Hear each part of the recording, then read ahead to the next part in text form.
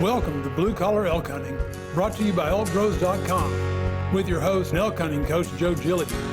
You want to hunt elk? They live to hunt elk. Their goal is to share with you what they have learned grinding it out for over 35 seasons, doing what they love. So come on into camp and set a spell. Welcome to Blue Collar Elk Hunters.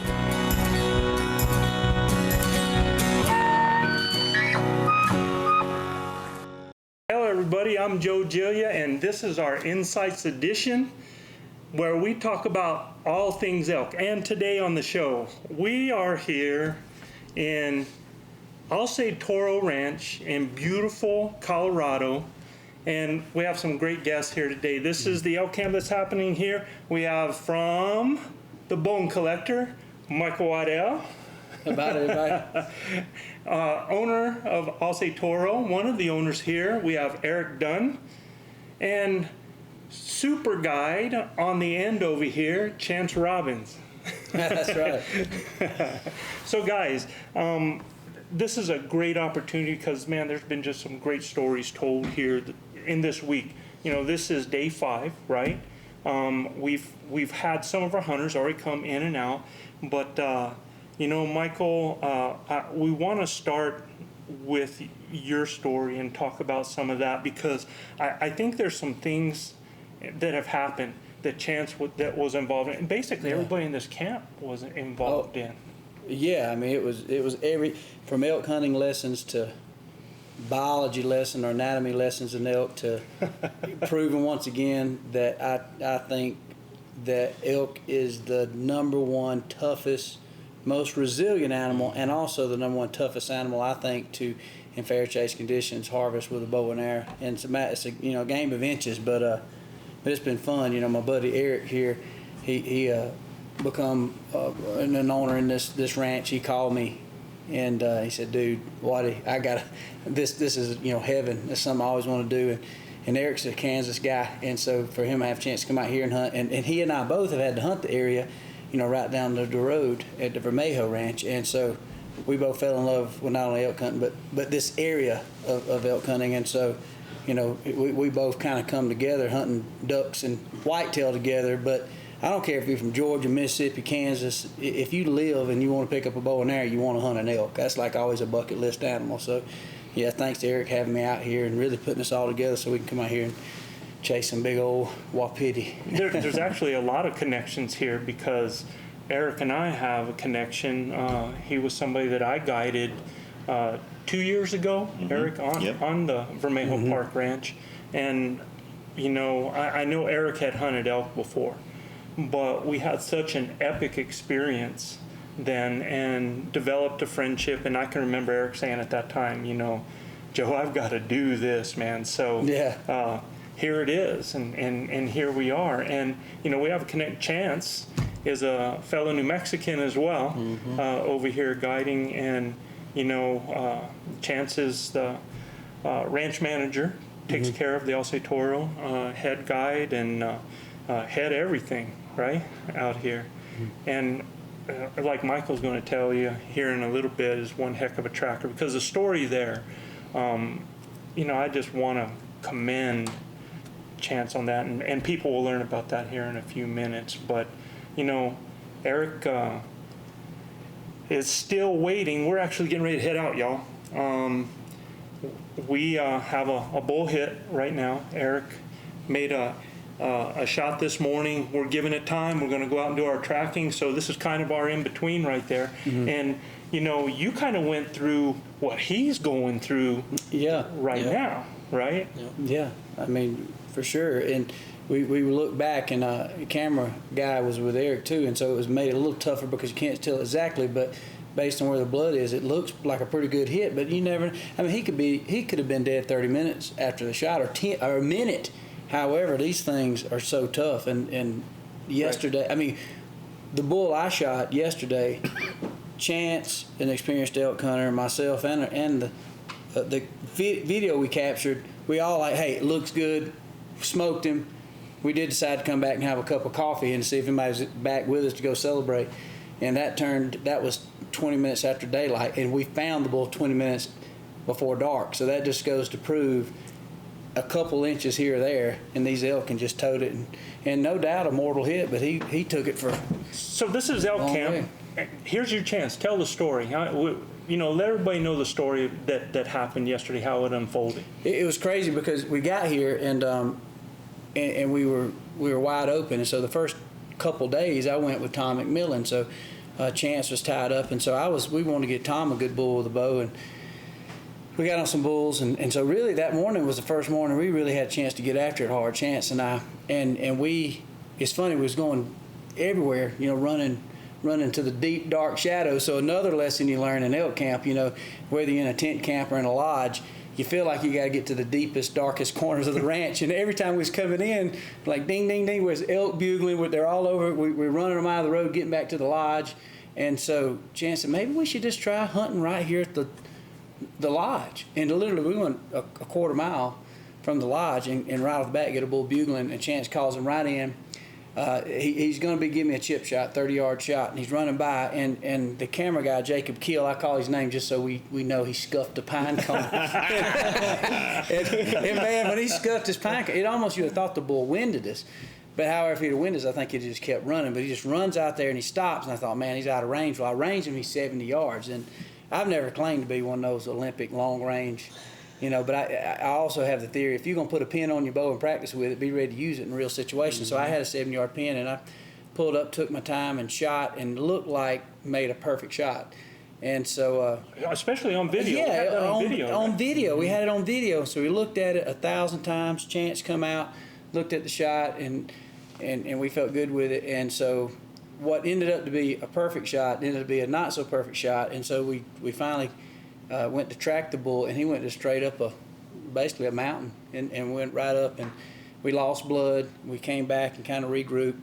Chance and Arlen and some of the other guys and Robert, they went back out, and I come back and we put the footage on the computer screen and really slow-moed it and really looked at it. In the meantime, I didn't know exactly what Chance was up to, if he went back to pick up his little boy or whatever. Well, he was still out on the mountain the whole time, him and Arlen and Robert, I think, and just picking up little bits of blood. And ended up, I hit the bull just a little low, and he had just a slight quarter. And so we finally, you and I was sitting there, we was looking, right. when they were still looking, we was looking and said, look, we at least got liver. Yeah. I mean, the way it was. And it sounds crazy because it's right tight behind the shoulder. We realized the bull was, angling just a little bit. And anyway, just long story short, we finally get over to Chance later in the afternoon, and they had found blood, and that bull ended up going, at that point, at least 1.5 miles. So to interject there, because, man, this, when we tell a story like this, and we say, okay, in the morning we shot it, we lost blood, we find blood, what most people, and what you guys don't understand was, anybody who's done this, that's been out there in the heat of the day, and you're looking through pine needles, you're looking for pin drops, and you find nothing. And track, Chance, what was the problem with the track up there? There were so many elk in the area, you couldn't follow a track for the bull. Right. And all we had to go off was blood, and we lost blood probably, I'd say, 150 yards from where we shot him. We lost blood, and we looked for everybody who was up there, the whole crew, for 3 hours for that bull, and we just couldn't pull any more blood from the last blood. And we gritted and gritted and gritted and looked, and just couldn't ever pick nothing up. Yeah, because it's like 80-some degrees out there. Oh yeah, it's hot. And once the blood was lost, and people have checked, gritted, I know that you yourself, took off there and you were looking for different areas. Mm-hmm. Chance, had the pack on and covered 2 different canyons. And if you guys have never been in the canyons of northern New Mexico, southern Colorado, all of Colorado, going up and down into these things where you got verticals going up, going down. Buddy, I mean, at that point, you were pretty spent. Mm-hmm. And it's only, it's probably hitting only till like 1 o'clock in the afternoon. And we're talking about, guys that are up there with you, putting in so much time, gritting back and forth, and forth, not finding blood, total loss of blood. And really, in most people's minds, nobody likes to say it, but you figure your next best bet's going to be birds, basically. Oh, yeah. Yep. No doubt. Right? No doubt. Now, I'd kind of I'd kind of got to that point after about lunch, because we waited about 2.5, 3 hours before we went and looked. And we wouldn't have waited that long. We thought we made a perfect shot. We come back, Eric's wife was here at the lodge, my wife, and Tom McMillan's wife. And so I figured they wasn't back yet, so I thought, well, let's go back and get the girls. Maybe they'll want to go out and be an easy track job. Honestly, I mean, that's how cocky we were. Yeah. We were so confident. Well, they were all still asleep, so we sat here and made a pot of coffee and then killed some time. But yeah, Chance and those guys found blood. And I'm telling you right now, I've been to Africa, Botswana, all these countries, and I've seen some amazing trackers. These guys found blood. I mean, I was blown away. I mean, it was amazing that it turned into the way it did. And we finally get up there, and this bull had circled, done everywhere, up and down. Chance had found blood in places to where it looked like or it appeared the bull was actually in a herd of cows and still trying to cut them around like a cutting horse. And even though he obviously was sick, and so we had all this video evidence. We were dumbfounded, and we were getting kind of pessimistic. And so I went back out, and it was funny. I thought, well, let me get the girls once again out of the house. I took Tom McMillan's wife, Jackie, my wife. We took Tom's little boy. They were out hunting. Eric, and of course, you were out hunting. So I mainly just said this. I don't know if we'll find him, but it'll be a good adventure, you know, and get to see some of this country back in here and explore. And so they had lost blood, and they found it again. And I be John Brown. We picked up the blood, and the elk at this point had got out of the herd. In other words, so there was elk sign everywhere. Right. And all of a sudden, he ventured off, and we could see his track, and he got out of the mix of a bunch of elk, and he was kind of out in the canyon, didn't have a lot of sign. And man, I learned this a long time ago. When you're tracking a bull, I don't care if you thought you double lunged them.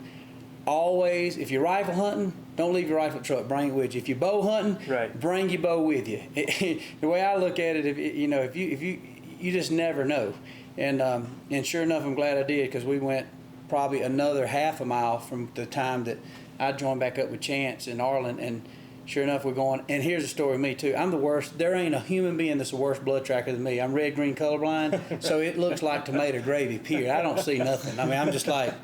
So I usually just naturally just kind of, wing the trackers and kind of looking ahead with my binoculars and kind of getting on high and always just trying to look ahead and see if I can see anything or something getting up, and that's about the best assistance I can give a good tracker, and so literally I was doing that, and those guys were steady on blood looking down, and about that time I'm like, whoa, stop, and I looked, and my bull was standing up in this thick brush, and I had my bow, and I was able to get another shot on him. So how long had that been? I mean, we were 20 or 30 minutes after legal shooting light. I think it was about 10 till 7 when we shot, 20 till 7 maybe, and it was literally right at dark when I got that final shot. Yeah, you're talking about an animal that had a lethal shot on him. And this is so cool, because this is a testament to a lot of things. Number one, perseverance, man. Yep. Chance, the way you grinded it out, bud, was I couldn't be more proud as a fellow hunter because of that perseverance that you put into that. And, you're talking about, you're a guide, right? And you took that as if that was your bull. Oh, yeah. Right, exactly. You honored that as if it was your bull, which was so cool. And you're talking about 12 hours as the crow flies, almost a mile. Yeah, as a crow flies, it was almost exactly 1 mile as a crow flies. And the bull, we figured, at least walked on his feet minimum 2.5 miles. Right. I marked it on my phone this morning, mapped it out where he went, and it walked 2.6 miles. It'd blow your mind. 2.6 miles. And confirmation was right. There's no doubt that this arrow, I got maybe a little bit of the back of one lung, and a little bit, not a direct hit, a slice of the liver. So mortally wounded. We were talking yesterday, any elk guide, anybody, you shoot a lot of animals, whitetail, anything, it's almost like, okay, if it's a paunch shot, we know. Guaranteed leave overnight. A liver shot, 6 to 8 hours. Most of the time they're stone dead. Lung shot, 60 seconds, and elk's got to live typically if you punch both lungs. Can he run a long way in 60 seconds? If you don't believe me, watch the elk run in 60 seconds. So he can get away. You have to put a tracking job even on double lung. Same with a heart shot. So we figured, I figured in my mind that bull's not going to live past 6-7 hours. Well, he proved us wrong on that. And so it just shows you that, there's confirmed cases of bulls truly living with one lung being took out. And so that just shows you not only just living, but thriving and getting things together and still going back out and running these hills and hollers. I mean, it's crazy. Yeah, because Chance, I mean, just from the time you guys shot it till noon, that's 6 hours. And nobody would have said that it wasn't given its due diligence. Right. Oh, yeah. And as far as that tracking job went. And, you know, I think, to me, this is so important because I think a lot of times it only takes one bad apple to give people a bad name, right? And I think a lot of times people talk about how hunters are unforgiving and, you know, there's wanton waste and stuff like that. This is a perfect example of how we do respect the animal, how we do work for that, how we do persevere, how we do grind and put in the extra mile, because this was way over the extra mile. Way over the extra mile. And the thing about hunters too, this is Eric's, you know, ranch. Right. So, you know, it's not a necessarily outfitted thing. So anytime you go, you have rules and regulations. And I think we all come into this hunt, even though we was hunting friends' ranch, that, you know, if we draw blood, that's going to be our bull. Because obviously we're on a management, you know, Eric wants this thing to be good. The other owners that's involved, they want it to be good. However, when it gets down to it, it's friends. So, you know, Eric could get 3 or 4 bulls and still go after him and look. But that bull was such a trophy to me and the experience, and same with Chance. And so, yeah, that yesterday was one of the most phenomenal, most persevered tracking jobs I've ever been part of. And I've hunted a lot of countries and a lot of places and shot whitetails, mule deer, but there ain't no doubt. I told Chance, I said, you guys did good, and the good Lord had a hand in this. I said, man, we wasn't supposed to find this bull, but we did. And so it was really cool, and it was kind of neat. We got a group shot. He's got his little 2-year-old, 3-year-old boy out there. Gatlin, my wife, Jackie, I laughed. Jackie had on, we got on all these big, nice Crispies and Mendel boots and Kennetreks. Look, they go up there. She got on some. She got on some Chuck Taylor. No, they ain't even name brand. It's Chuck Nailers. I told her. And didn't even have no laces in it. My wife had on some kind of rubber boots with some kind of little pick. They ain't even laced up. Looked like Kanye West boots or something. And then we up there tracking around, and so they were all with us when we found it. His wife come up, Addison. So it was really cool. And all we got to do now to conclude this tour, we got to go out and find Eric's, which I feel pretty good about, to be honest with you. I feel better about Eric's hit than in the end as I was going back up the mountain on mine. So, Yep. Yeah, and we're going to get to your bull here in a second, Eric, but I just want to, you know, give you a chance here, because as one of the owners of this ranch, and you know, and even though you're there, we're all here as friends, right? And you're here as a fellow hunter. You know, what did that mean to you yesterday? I mean, you had to go through a few emotions too. I mean, because when that bull was first hit and it wasn't found after so much time and everything. So what did yesterday and that experience mean to you? Well, honestly, I was surprised looking at the video. I mean, all of us. I mean, I've seen the video. I mean, it looked like a great shot. So when things started happening, one thing I learned how tough these bulls are. You know, it's crazy, and it's one of the toughest animals out there. But secondly, when Chance got on it and started doing the things he was doing, I tell you, I put my pants on the same way everyone else does, and I was lucky in life, and I had some good businesses which allowed me to purchase a place like this. But where I'm most successful at places like this is surrounding myself with good people. We know Chance has this ability. He talked about friends coming in. The reason why I wanted these guys to come in, we've been doing this for a long time. We've been doing it at my ranch. We've been doing it at Tom McMillan's ranch. We really cherish the animal. We love the ground they're on, and when we come in here and do things, we try to go the extra mile. You know, Michael's a public celebrity when it comes to hunting, and I will promise you, the reason why him and I run together is because we do things right every time, and we love it, and we come back to it. And hell, the only thing I don't like about this is Elk Camp's almost over. I know it. Well, you know, but when I came in, and you gave me you told me who was going to be in camp. Well, number one, I don't get the Sportsman Channel or the Outdoorsman Channel and stuff like that. So when I came in, what I saw was guys that like to hunt together, the camaraderie, and the fun you guys have being around each other in camp. And that's the biggest compliment you give, and I can say a lot about Eric. I could go on and on as far as,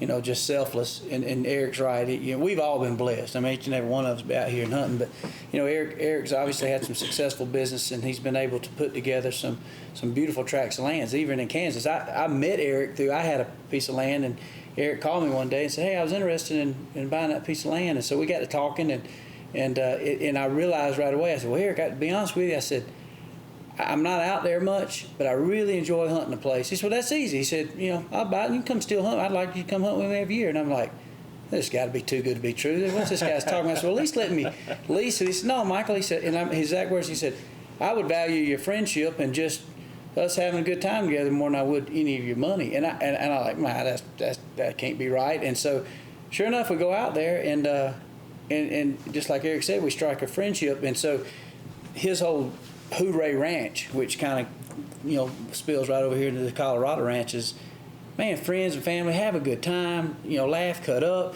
and it's so cool, Tom. It's almost like everybody's pulling for each other. And to be honest with you, I'd be in a situation, if I'd made the investment, it's hard not to be selfish and say, well, I'm going to this best spot or this spot. But we're here and just everybody's getting after it, and it's like, you know, everybody's rooting for each other. And so that's unique, and for me, that's what's lost in hunting these days. It's a very macho man sport. You got to be pretty tough, to be honest with you, to track around these mountains. I'm not saying it ain't a tough sport, it is, but just the laughing, the cutting up, the kids in camp and throwing the ball with them and laughing, cutting up every night. We've had a big fire pit. We've had us a cold adult beverage in there, not over serving, but just laughing, cutting up. But if we want to, I mean, we could in the middle of nowhere. Sure. But we're just having a good time, and at the end of it, there's a lot of the value is in the time we spent, and we'll have this memory forever. I mean, Chance and I, honestly, God, we was hugging. We hugged to the point to where you'd have thought we was a modern day couple. I mean, after I shot this bull, I mean, we hugged. I laughed at the video. I hugged him, and then he come and hugged me again. I went back and hugged him again. You know, and I've only known Chance for 2 days, and that's what hunting does. And together, I didn't get the bull. We got that bull, and we tricked him and we shot him. You know, Jacob, the camera guy, he was happy, and so. I don't know. I can't say enough about that part of it. If I'd have did it all by myself and been the same bull or even way bigger bull, in the story, I'd just say, if you don't experience it like this, there's a lot of men I know that are successful hunters that are sitting around with no friends in a dusty, big, lonely trophy room. And if you don't put your investment into building relationships with friends and fellow hunters, you just really making your investment in trying to collect these trophies for the wrong reason. And so I've been a blessed man. I've hunted places that I never thought I'd even get a chance to go drive in the gate. And but the animals certainly mean something to me, but the how I spent it and who I got it with, those memories mean more than the animals for sure. So that's my trophies, and that's what Eric's kind of hitting on, and that's what we've got in Kansas. That's what we got out here. That's what the Barry family's about. That's really, you can see what runs in you, and I think that is the number one thing we can use to market hunting, whether it be elk hunting, turkey hunting, or throwing rocks at pigeons. I don't care if it's fun. It's fun. That's the main thing I want people to hear, is that it doesn't matter where you come from. I mean, we're all from different places. You know, all of us from different places. It doesn't matter your backgrounds and things like that. It's really about how you share and people share together those memories at the most basic thing. At the most basic is having that camaraderie, because you know, when your bull was down, that hillside was full of people. It was full of people. It was flattering to see the effort that went into a bull I shot. You know, and they wanted to find it, because one is they wanted to give respect to the bull, but you know, they wanted to find that bull. They wanted to be able to help, and so that it was really cool. That's one reason I got that group shot on my phone. It'll blow your mind. It's the amount of people swear we shot in a 5-acre enclosure in Missouri, right? But we really were in Colorado in the wild. So. No, that's awesome, and that's what's so cool. Like when you talk about the right reasons of doing this, you know, when you spend time you know, that's like Eric and I. We've spent a lot of time together in the hills, in trucks, in traveling, sitting by water holes. You really get to know people. Oh, yeah. You know, the conversations that you have, and you find out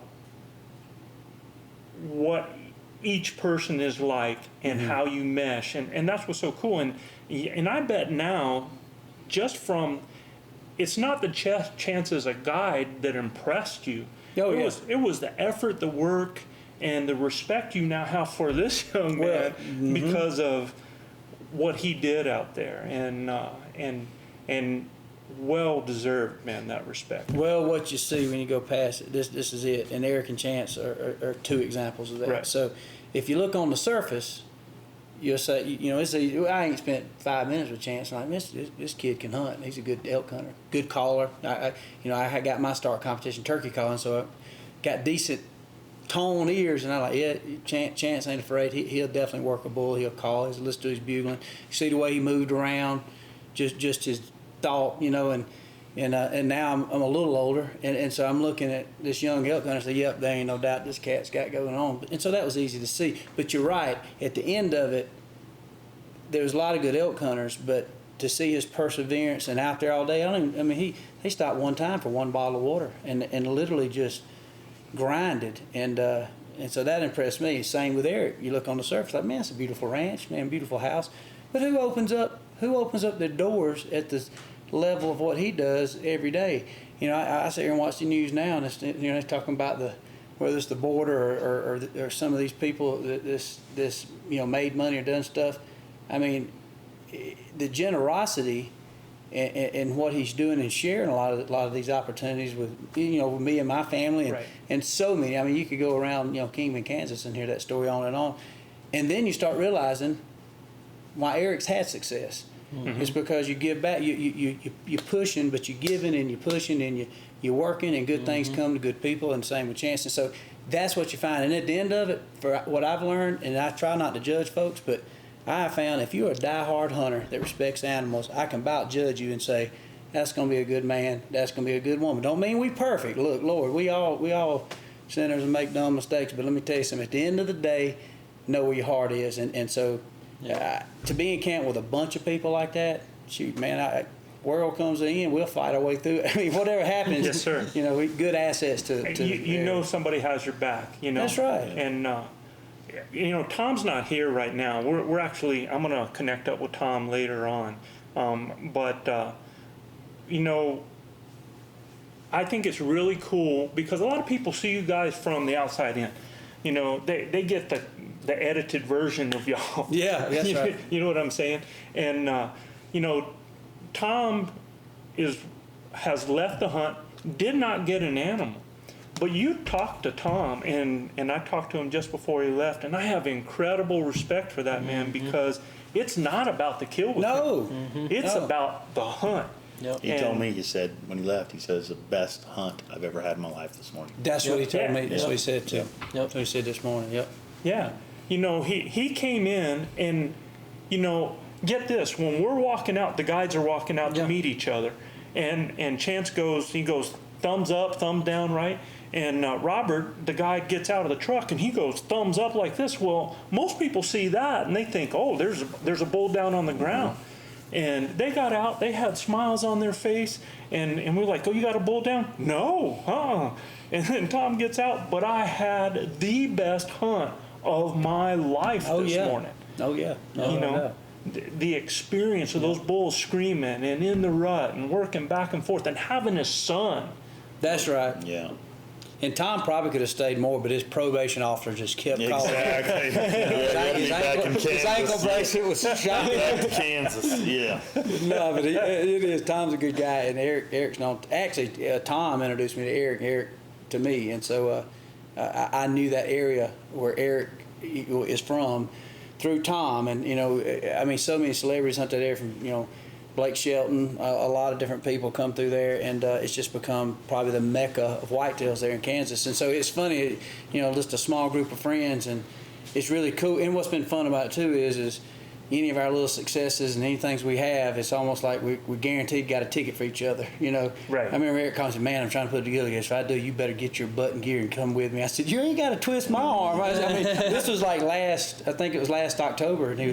And I said, dude, you ain't got to twist my arm too hard, and vice versa. If every once in a while there'll be something come up, and my wife and I have, and we call them, Eric and Wendy, like, hey, man, y'all should come check this out with us. So, and Tom and Jackie the same way, and vice versa. And so, it's just fun to have, like I said, at the end of it, it's elk hunt, but it's just making memories. It really is. When Eric asked me to come out and guide out here, and then he said, well, there's going to be a camera crew and this and that. A lot of times when you think about that, you just think, okay, it's a show thing. It's all about the show. And I found out just the opposite when I got here. And I want you to understand my viewpoint, because I like to watch things. And again, I try not to judge, but you learn about people and the salt that makes them up real quick, right? And when I came out here, I found it wasn't about the show. You got some incredible cameramen. They're good guys. Those guys really love, what they do and trying to capture it, but they understand that the hunt is first. Yeah. And their job is to capture everything. Yeah, to try to capture everything and make that happen. And when I got here, it wasn't about shows being filmed. Again, it was about a hunt, and that was absolutely cool. So, Eric, we've had some days. We've had some encounters that have just been incredible. We've had bulls surrounding you, bulls trying to, you've had bulls that you've passed that, were just feet away from you. We've had mornings, bulls screaming in our face. You'd come out and go, that was a blast, each time. Yeah. And then, a good week. And then this morning. Yeah. Great week. We actually, I felt so good about this ranch. This is my first year hunting it. And man, we passed a lot of bulls that some people wouldn't pass, that we hope we're going to be here next year. And again, had a bull yesterday 10 feet away screaming, had to take one more step, and, hunt could have been. At 16 yards? Yeah, it was 16 yards. Yeah, 16 yards. And that was a great day. Last night, a little slow. This morning we got up, kind of drove around, looked for some bugles, finally found some, went to it. 10 minutes later, we had a bull shot. It was incredible. It was right in my face. It was our camera guy, Ryan. He'd never seen an elk before he got here. He's third stringer, isn't he, Michael? He's a third stringer. And, he got to see something that most people in their lifetime will never see. All week. Yeah. Well, he was an elk magnet, too. Yeah. They would come to him every time. Oh, my God. No matter where he got.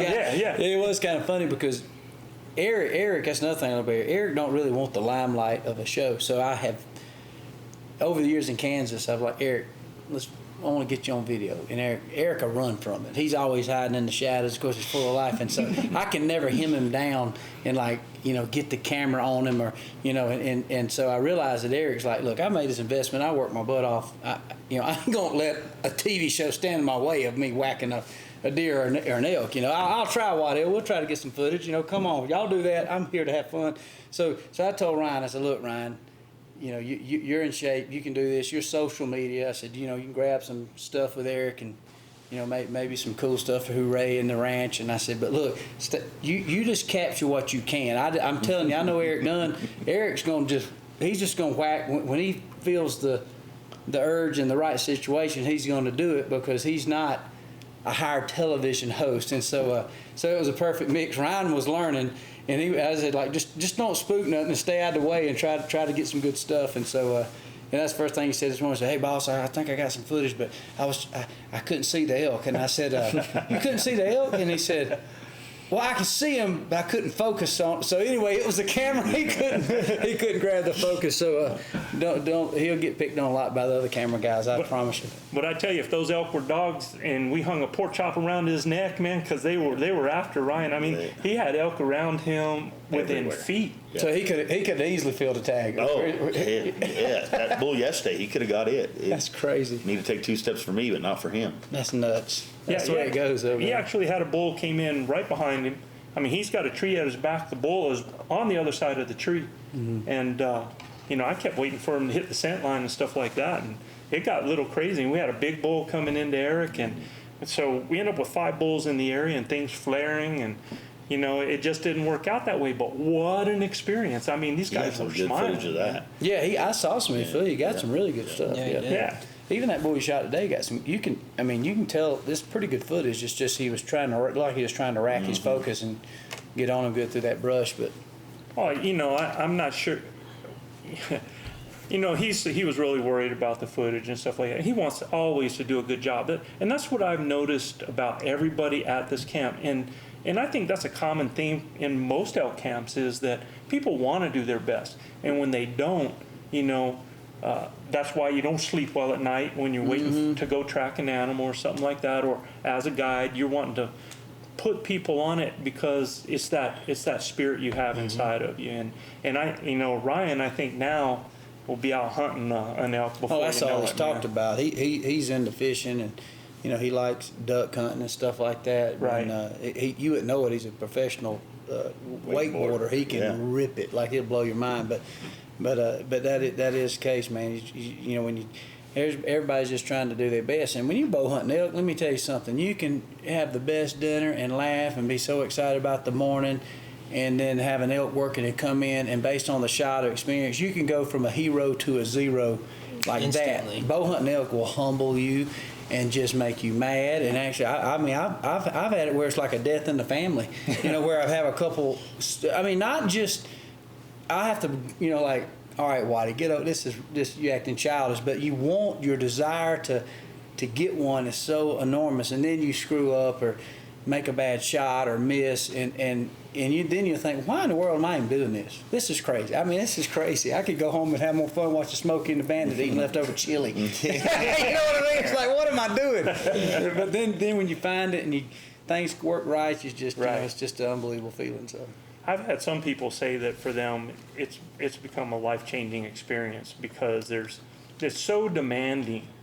I had, when I hunted with Eric 2 years ago, I've actually got to see the change in him and how he was in these mountains or has been these last few days.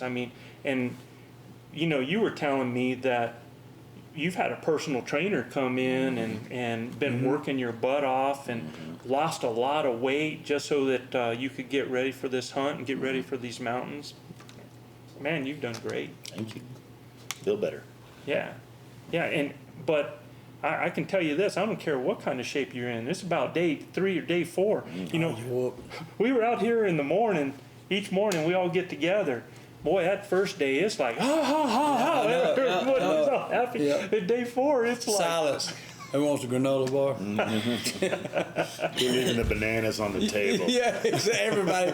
You're right. Everybody's tired and beat. And I was getting, I didn't have much pep in my step, but yet this morning I was all good. I had that bull, and we found him. I'm like, hey, everybody. Hey, what's up? What's up? Well, you had a like, chance. Shut up, Waddy. Just shut up. Yeah, exactly. But anyway, it's been a great week, man. It's been just awesome. And like I said, elk hunting's it's the best. It's the biggest challenge and one of the most rewarding trophies you can get for sure. And then I just found out T-Bone got his first elk today. Did he really? No way. And he actually got him running a gun and walking in Utah. No way. He cried, man. He's crying like a baby. Are you Awesome. serious? Yep, he was so happy because T-Bone don't like breaking a sweat. And elk will require you to break a sweat. Yes, So he started off. He was in his mind. He was going to be sitting in a ground blind hunting water holes. And in Utah, you can legally put out alfalfa bales and mineral. And so that was going to be a perfect opportunity for T-Bone. But what he didn't know, we'd already had it lined up where he was going to be walking. And so I said, look, make sure. Don't kill him, but he can go a mile a day. Yeah. He's a big guy. He can go a mile. Yeah. If everybody else goes 7 miles, T-Bone, you can go a mile. We didn't tell him that, so we tricked him. So he got out of the blind, and they called one in, just a little old 5-by it looks like, but T-Bone can shoot lights out, and so he smoked him, and he sent me again. Again, it looked like the modern day lover deal. I love you, Waddy. I can't believe this, man. Just love you, Nick. Love you. I told him Eric wouldn't tell Eric I love him. You know how it goes. That's awesome. He loves everybody He today. does. That's neat. So, for people out there that are listening, I don't care how long you've been hunting elk, you always learn something. And there's a lot of people that are getting ready to find out some of these lessons.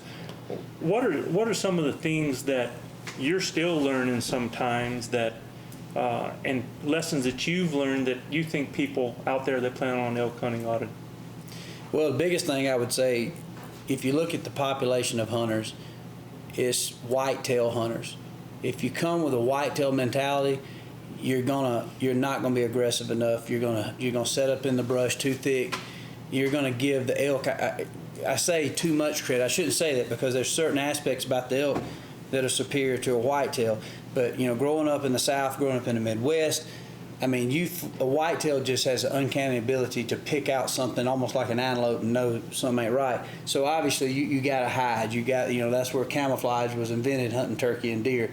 And so elk, you can get away with more. You can be a little bit more aggressive, and it's more of for me, it's more of an approach of an aggressive turkey hunter. If those people have done that, so elk are intimidating, and so I think the number one thing, people freeze up a lot elk hunting, either in trying to stay hid or in trying to adjust an angle when they see that elk coming, and maybe you got somebody like you or Chance working the bull to a call to be able to realize that this bull's coming here, to understand that the wind's here. Like a coyote, they're going to be coming and trying to wind where they're hearing that call. Especially in a case where you're using a bugle, they're definitely wanting to size up who they're going to about to whoop, or get whooped by. And so when you know those things and it all comes together, that's going to give you the ability, even though you might not be by the experienced guide like you are, because you can't hold everybody's hand. You're not going to be right there. And a lot of times you need that separation of 50 to 80 yards. So checking that and knowing when to move and when to be aggressive. And when I say that, it might be move 10 yards, it might need, sprint up 30 yards based on an angle. So I think the biggest thing I learned, I would tell somebody, don't go elk hunting with a whitetail mindset. Go with a turkey mindset, and realizing that you're working angles, you're manipulating with calls, you're manipulating a herd by trying to get an angle and cut them off and sit still and let the cows get by.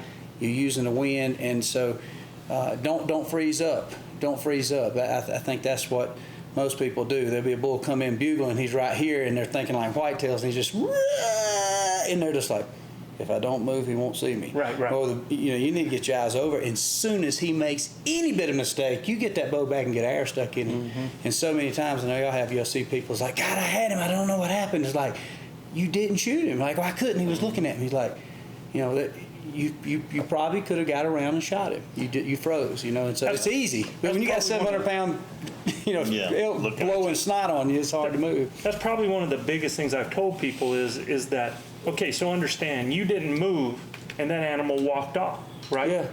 Well, if you move and you draw back on that animal, one or two things are going to happen. Either you're going to get a shot, or he's going to blow up and go off. That's right. Which is the same result with the first one. At least you have an opportunity. You still got a 56% chance at least coming in full draw and getting a shot. That's right. Yeah, stepping out by the tree. That was the first thing I remember going when I was even a camera guy videoing that. I would get me some clippers, and I'd be clipping in the bush and hiding, and then I'd always have this terrible footage because I'm trying to video through a cedar tree. And then I was videoing David Blanton. Yeah, Ryan. Yeah, what Ryan? I'd be videoing, and I'd look, and I was videoing David Blanton. I was the first guy helping me. I couldn't even find David. And one time there was a 340 bull in Arizona. I think it rubbed the cedar bushes in and couldn't get a shot because he was in it. And so I learned step on the front side, use a background, don't move drastically, but you're just a human-like stick to them, and if you don't move and do nothing abrupt, they will accept it and come on, especially if you're in the shadows. And so it took me a lot of years to experience to get past that, and that is what I see first-time elk hunters do. They just freeze up, and they're very intimidating animals. And but get aggressive and go in and you have to create your opportunities. You do. Elk especially, and Tom, and I think that was what was fun with Tom this morning. Tom, these bulls work pretty good calls, but we were able to get and push Tom. Like, Tom, I was calling some. Robert's a great caller. I said, look, push in there. He said, man, that's just, I can't get in there. They're going to see me. I said, so what? There's 4 over here bugling. Get in there. Mm-hmm. And, dude, he went on in there, and me and Robert flanked him and just called, and he kept going. He'd look back like, go, Eric. I mean, and Tom's as good a hunter as I've ever been around. Right. But, again, he hadn't done a ton of elk hunting. And he finally got right in there, and he's like, oh, my gosh, that was just insane. And it was just like he was elated to know that. It's almost like I wished I'd have went back now and can hunt the next 4 days because, went without saying, I bet you he probably looks back and like, you know, if I'd have just pushed on in when Robert was calling 30 yards, 40 more yards there, because you can get every 10 yards you can cut off and get that angle right. You're helping eyes for yourself and what you're trying to accomplish. Robert's a young guy. Did he like that? Did he like what you guys did? He did. And Robert's an excellent caller. He's got a lot of confidence in his calling. And we were talking about that. And I said, man, you know, Robert, I think we can get in there. Them bulls and the frenzy. Let's get up in there and just walk in there and try to kill one. And they were, I think, both were skeptical, but it worked. And we really had it going on, and it was fun. And to hear Robert call, he was just a great elk caller and stuff. And I like that because that's where my roots. I like calling game. And so, Now it was fun. It's like Tom said, it was a fun morning. Well, you said something, though, that I'd never heard or even thought about before.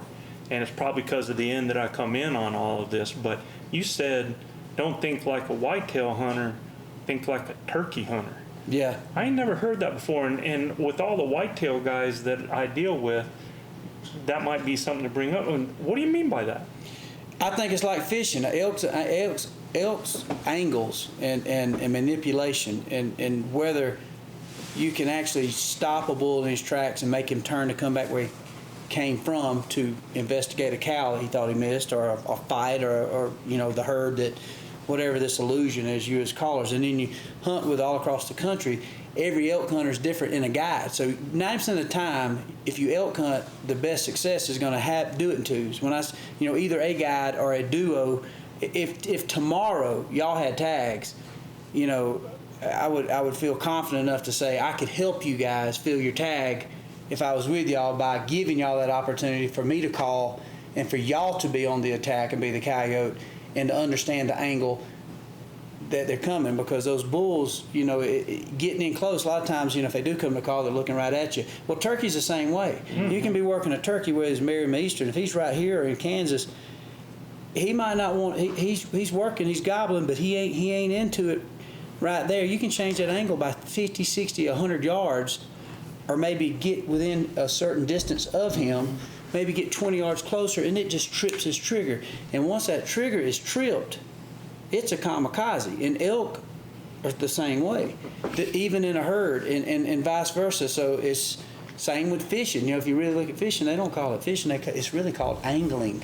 You know, he does it's angling. So same with, you know, Eric does a bunch of marlin fishing, and he can drag it past a million different ways. When that angle's just right, bite on. And I think elk is very much that way. So when I'm hunting with guys like y'all, I honestly become so confident, because when I'm hearing y'all calling and hearing how that bull's reacting, I'm thinking I'm about to do them a favor, and I can hear what they're doing, and then most of the time you guys are watching and hearing, and you know, and you're trying to pull the bull at that angle right by us if you're sitting still. But if you get on the same page and understand the angles and understand what's happening, I think there's a lot you can get away with hunting in a, you know, tandem in 2 and 3 people, and where you can't do that whitetail.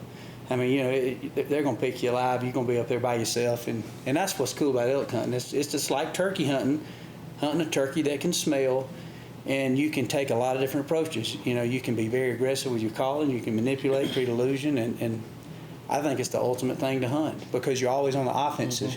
Unless you're sitting in a water hole and you're not sure what's coming, it's an offensive approach.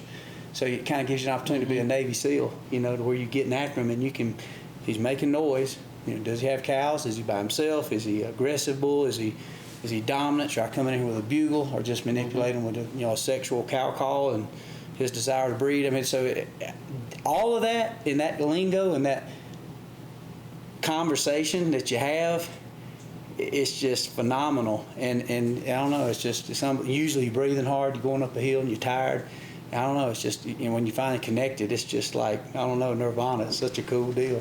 And Eric, I've noticed how much you've learned from just the time that I've been out with you 2 years ago, because, you know, you might have made that cameraman mistake, or like you were talking about you did when you were getting behind stuff. But man, I've seen you really make sure you have good shooting lanes. Every time now. I've been in a situation where I didn't set myself up for success at all. And like everyone said, you taught me this, but if a bull is moving and you stay in the shadows, they don't see very good. Mm-hmm. But if he stopped and he's staring at you, you're not in the shadows, you're going to get busted. Yeah. Well, that makes it even funner to hunt him, you know? Yeah. Makes you think about it. A lot of times, it is. I mean, just what Michael said, there is so many things you can do to change, and I watched you do it this week. I watched Chance do it the other day. Make one little change, and, you know, we had a 360 bull looking at us the other day in a horse pasture, you know, ripping a tree, and we both wanted to see him come to us. We could have got down the creek, went another 35 yards, and shot this bull. But it's that excitement and adrenaline of seeing these animals react to these calls is amazing. Yeah. Yeah, I think that's the reason a lot of us do this. It's that beating them at their own game, right, Chance? Exactly. You know? It was like Michael's bull. He's talking about angles. We were calling that bull, and Michael was up in front of me about, 30, 40 yards. And it was perfect in the bottom of this canyon down here. There was a draw, and a tree line kind of came down in there, and I was in the trees, and Michael was up in the front a little bit. And this bull comes from the bottom and up across and came up on top of a little ridge and started coming in. And I thought he was going to try and circle up around above these guys. So I dropped to the bottom, made 2 cow calls, and here he dropped right down in front of you guys. And that's just He changed, and it was funny because it was kind of cool. Me and Chance was bumping chests because we both read it exactly the same, because Chance didn't know it. As Chance was moving, I felt what was happening, so I sprinted up another 40 yards to cover what I thought was about to happen, because we didn't have, and he did this, so it was like it worked perfect musical chairs as I moved up to cover what I thought was about to happen. Otherwise, the bull was about to suck past me close, but in there's a thicket, and about the same time Chance come down, I went up, and this bull, was about to come by at 25, 30 yards, and so it was just, I don't know, it's the funnest thing ever. Yeah, to realize, and that's to realize that you're not in the best position for an opportunity, and then make that change. That's what most people have to understand. Yep. You get locked in and become stagnant. You got to be dynamic out there. Yeah, I agree. It can't lock in. No, you can't. You got to lock be in. ready to, adjust for sure.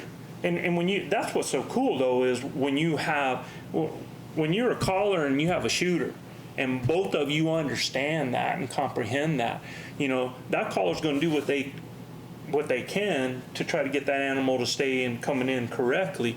But for that shooter to realize, okay, all right, this is where they told me to be, but man, the way they're moving, I'm getting ready to hit my downwind, or I'm not going to have a shot opportunity, and to make that change. Because again, that result is going to be the same thing if you stay put and that animal goes by without you seeing them, as if you moved, and let's say they do blow you up, right? But you are giving yourself an opportunity, and you have to do that.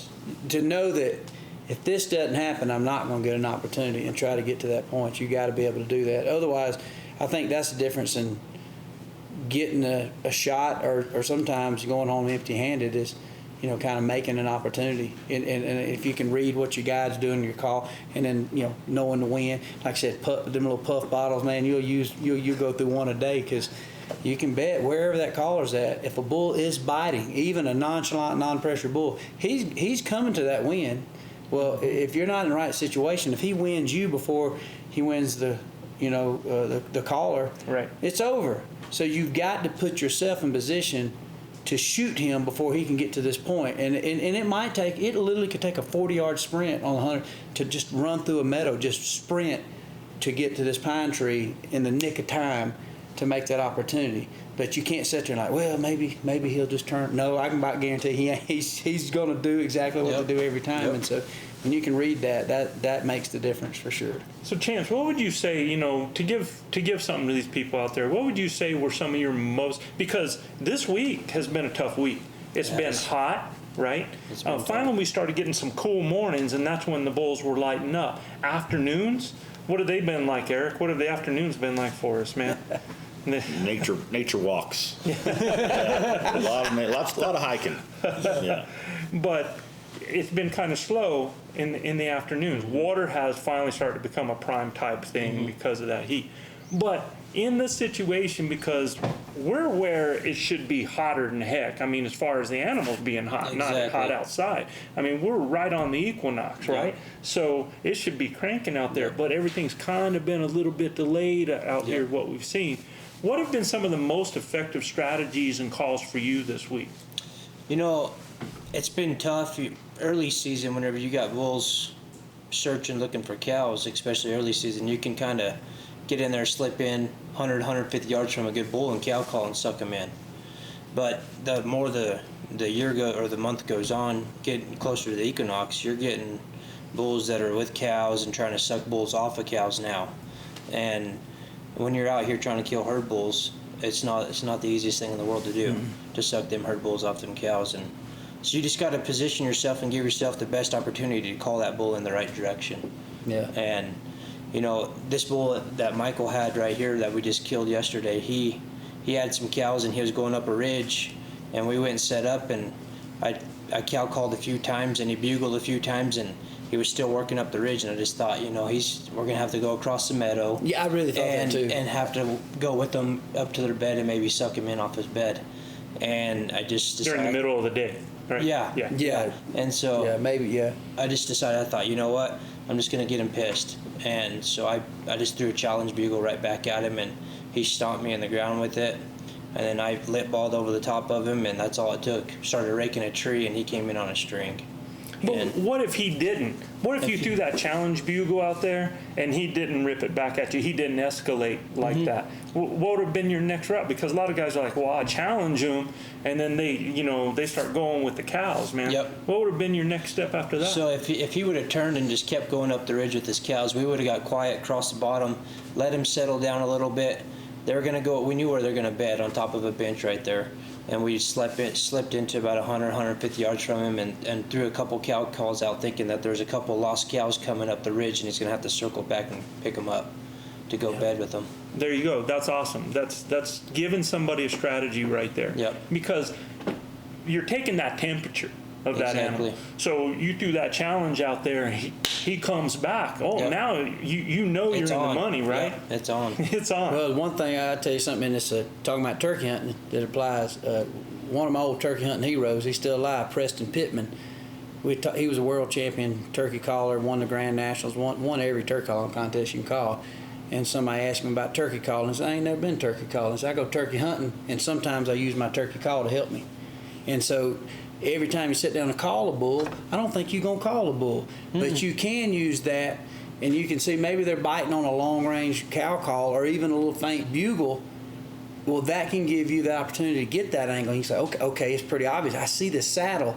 And then there comes maybe the Cameron Haynes moment to where the personal trainer kicks in like, the wind's blowing right here. We got to hustle. The call helped you understand the angle again. Right. And it's a mad sprint to get to that pocket by that little ambush point. And then it becomes, it was like the Nez Pierce and Chief Joseph's son when they ambushed the soldiers. They had the position, and you can create that. And at that point, with a good wind, knowing that the thermals are usually going to start pulling with the sun, you're talking about a beautiful setting. But you didn't really call them in, but you located them, and you just sit there. I've had some beautiful hunts where it wasn't an intense bull looking for me. The cows are clicking by, and I'm sitting here blended in, wind's right, just don't breathe, don't move. And when those cows get by and you can just hear, you ain't called him in. But he screwed up by answering your call an hour ago. Exactly. Down in the meadow, and he told you too much. So I think that's kind of what he was talking about. And like I said, if he does get by, you still got the opportunity to come manipulate him in the bed. But like I said, it just gives me chills thinking about what I just said. I mean, that's a whole nother moment of elk hunting. It's just hairy, because you're sitting there at this point, you're not calling, you're just like, please, I got this bull. He's coming behind these cows within 40-yard window. Yep. And so that's probably as tense to me as a bull coming to the call. Angle. Well, that's awesome, man. And guys, thank you for doing this with me today. I think this is super.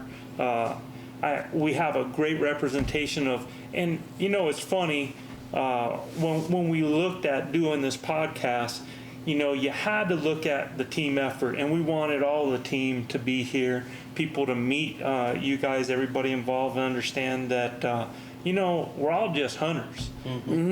And, you get that brotherhood out there, that sisterhood out there. You share those moments, you share those memories, and you do something special that you're never going to forget. And that's what it means to all of us. So thank you very much for being here today.